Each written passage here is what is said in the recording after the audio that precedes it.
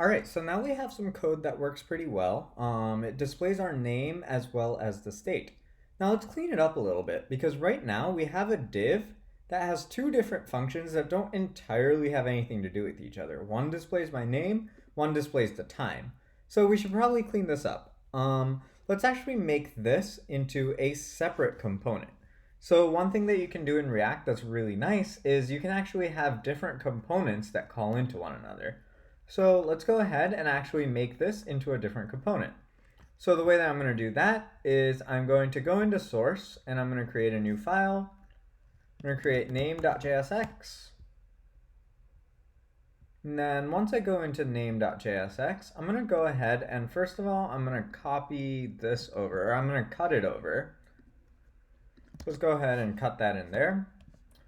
And then one thing that I wanted to talk about before we fill anything else in is you can actually use React as a functional programming language. So for those of you who don't know what functional programming languages are, it basically means that everything is a function. Instead of just having classes like this, you just have functions that return things. So I'm not going to change clock to be a functional program, but I'm going to make name into a functional program. And the way you do that is you do export function and then give it the name just like you normally do. So again, that's going to be something like this. And then you give it a parameter. And then inside of here, you just do a normal return inside of here. And you can just return plain old HTML, and that's fine. And then you want to have a semicolon. So now instead of this dot props, it's not a class anymore. So you just use the variable that you pass in, which is props. And then one thing that you want to have inside of here is that import statement that we always have, which is import star as React from React. You just need this in order to make everything work properly. And now that we have this, we should be able to call this function whenever we import this file. Okay, so the way that we actually import classes or import React components in other components is a little different. So what we're going to do is import, and then we do name from, and then we give it the path to the name. Since they're siblings in terms of their file hierarchy, we just do /name here. And then we do that. Cool. And that should work. Cool. Name is declared, but it's never used. Let's go ahead and actually use it now. So we just go down to our div, and we just have to do name inside of here. Oh, oops. We don't want curly brackets. We want normal HTML brackets inside of here. So something that looks like this. And it says, hello, my name is right now. And that's because we're not giving it a prop right now. So props.name is null, so it's not actually checking for that. So what we're going to do is do something like let's go ahead and do name equals, and then first of all, let's go ahead and give it a quote here. And then that should work. So that works. But the other thing that we can do is actually do a propagated prop. So what that means is we gave it a prop all the way up here when we call the clock. So we can go ahead and continue passing down that prop all the way down. So we can just go ahead and replace Srecht with this.props.name. Oops, I can't spell. This.props.name. And then it says that it should either be an expression. Okay, let's go ahead and make it into an expression. The way we do that is obviously using our curly brackets. So that is one way that you can do that. So basically you just pass this prop down to our child component, and then the child component makes another component called name, and then it passes down the prop once again. So that is definitely one way to do it. You can also give it a state here. So we don't necessarily have to give it this prop. We can do something like state.toLocale times string. Let's just give it the date for now. Let's do that. And now this is really interesting. One thing that's going to happen is, since this is given state, every time the state changes, it's actually going to unmount and remount this entire thing. So basically what that means is whenever, let's say that this is, let's change this to time for just a second to show you what I mean. Okay. So now what's actually happening is this name component. So these lines of code, this first header, every time the new state is loading, it's changing the entire name component. It's unmounting the name component and then remounting the entire name component.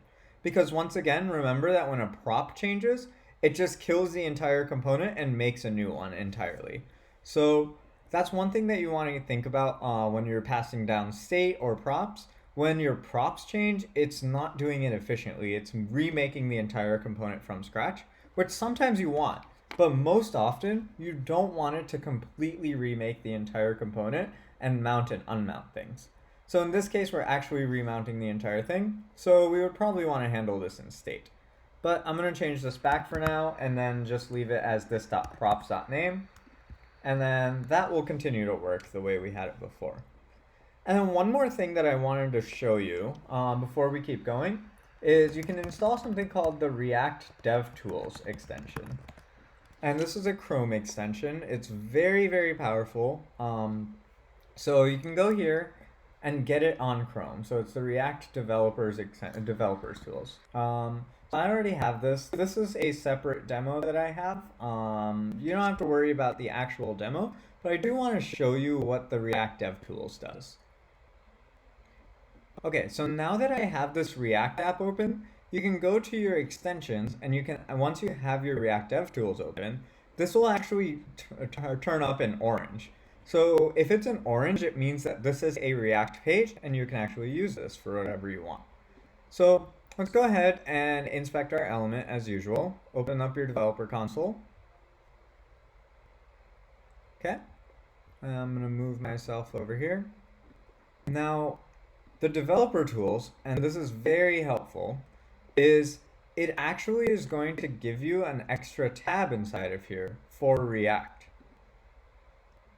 So if you look in here, you'll be able to see components and you'll be able to see profiler. So let's go ahead and click components here. So this is going to give you all of your React components. It's saying that this whole thing is a clock component. And then within it, you have a name component. Within that, there's really helpful information. Like you can give it a different prop here. So let's go ahead and actually fill in a prop here. Let's go ahead and do Bob here. And then you'll actually be able to see the code changes while you end up doing that. So if you do something like that, I'm not sure why that's not working right now, but you should be able to just go ahead and do that. Oh, I see. I have the code configured in a way that it's controlled by state, but if this were a prop that weren't getting overwritten, then you could actually type in something here and make your changes in line. So to show you what I mean by that, if we were to just go ahead and change this emoji to smiley face, and we had that actually displaying in here, it would actually fully change that. So the React Developer Tools is a must-have application. You should absolutely get this extension. Every React developer has this.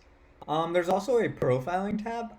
It gives you some information about what's actually happening. It can give you a little bit of information about like certain things that are running and other things. I'm being a little vague about it because I haven't used it, honestly. I mostly use the components for all this front-end development, but the profiler does help you figure out other types of bugs. And you can find out more about this at reactjs.org. But I would definitely recommend getting the React DevTools extension and using it to analyze your different components that you have. It also has a selector just like you do in HTML, and it can show you all the different components you have in line.